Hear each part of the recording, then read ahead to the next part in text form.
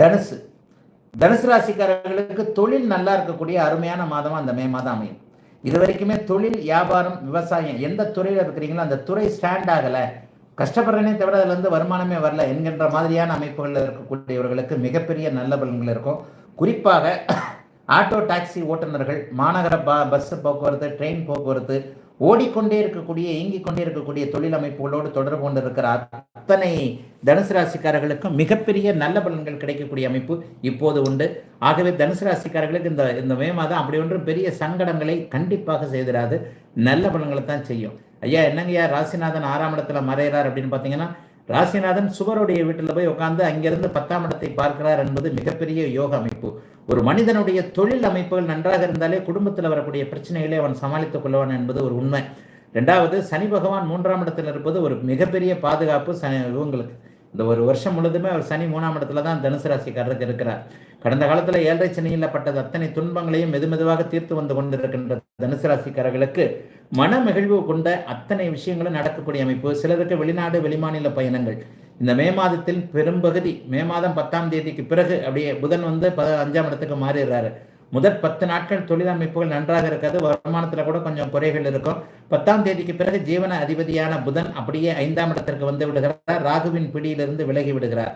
இந்த அமைப்பு உங்களுடைய வருமானத்தில் இதுவரைக்கும் இல்லாத அளவிற்கு ஒரு மறுமலர்ச்சியை, இதுவரைக்கும் 10,000 சம்பாரிச்சுட்டு இருந்தேன், 20,000 சம்பாரிச்சுக்கிட்டு இருந்தவங்களுக்கெல்லாம் 1 லட்சத்தை பார்க்கக்கூடிய தன்மைகள், 1 லட்சம் 2 லட்சம் வருமானம் வாங்கக்கூடிய ஒரு பதவி உயர்வு அல்லது வேற மாதிரி புது மாதிரியான வேலை கிடைக்கிறது, ஒரு நல்ல தொழில் அடையாளம் கிடைக்கிறது. இந்த வியாபாரத்தை ஆரம்பிக்கலாம் என்கின்ற ஒரு தைரியம் கிடைக்கக்கூடிய அமைப்பு. குருவின் பார்வை பலத்திற்கே அதிகமான பலன் என்பதால் 10ஆம் இடம் மிகச் செழிப்பாக இருக்கக்கூடிய தன்மையில கையில் பணம் நடமாட்டம் இருக்கக்கூடிய அமைப்புகள் இப்போது உண்டு. கடன் தொல்லைகளிலிருந்து நிவர்த்தி கிடைக்கும். புதிய கடன்கள், நல்ல கடன்கள் இந்த மே மாதம் கிடைக்கும். 10ஆம் தேதிக்கு பிறகு 20ஆம் தேதிக்கு பிறகு இன்னும் housing loan, home loan, vehicle loan, வாகன கடன், வீட்டு கடன் வாங்க விண்ணப்பித்திருந்தவர்களுக்கு நல்ல பதில், நல்ல விதமான குறைந்த வட்டியில் அதற்கான கடன் அல்லது தொழிலுக்காக விண்ணப்பித்திருந்தவர்கள், வளர்ச்சிக்கான கடன்களை எதிர்பார்த்து காத்து கொண்டிருந்தவர்களுக்கு சுப கடன்கள் அமையக்கூடிய தன்மை. சுப செலவுகள் 12ஆம் இடத்தை குரு பார்ப்பதாலும் அங்கே ராசிநாதன் ஒரு நிலையில் 12ஆம் இடத்தோடு 12ஆம் இடத்தோடு தொடர்பு கொண்டு இருப்பதாலும் நல்ல நிலைமையில மிகப்பெரிய யோக பலன்கள் மட்டுமே கண்டிப்பாக இருக்கும். என்னங்கய்யா குரு 6ல் போய் மறைஞ்சிட்டாருன்றதெல்லாம் கவலைப்பட வேண்டாம். ஜீவனஸ்தானம் வலுவாக இருக்கிறது. 3ஆம் இடத்துல சனி எதையும் பாதுகாத்துக் கொள்ளக்கூடிய, எதையும் தற்காத்துக் கொள்ளக்கூடிய அமைப்பில் இருப்பதால் அத்தனை தனுசு ராசிக்காரர்களுக்கும் நல்ல பலன்கள் அமையக்கூடிய அமைப்பு தான்.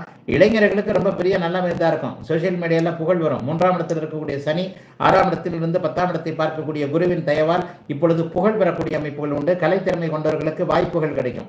நல் வாய்ப்புகள் எல்லாமே மே 10ஆம் தேதிக்கு பிறகு இருக்குது. 10ஆம் தேதி வரைக்கும் அப்படி ஒன்றும் பெருசா இருக்காது, அதையும் சொல்லிடுறேன். 10ஆம் தேதி வரைக்கும் அங்கே 4ஆம் இடம் 10ஆம் இடம் சரியாக அமைப்பில் இல்லை. நீச்ச புதன் 10ஆம் இடத்தை பார்ப்பது பலவீனமாகி தன்னுடைய வீட்டை தனியாக பார்ப்பது நல்லதில்லை. 11ஆம் தேதிக்கு பிறகு அப்படியே சில பல மாற்றங்கள் தனுசு ராசிக்காரர்களுக்கு நன்றாக நடக்கும். செலவுகள் இருக்கும், அதற்கேற்றாற் போல வருமானங்கள் இருக்கும், தூர பயணங்கள் இருக்கும்.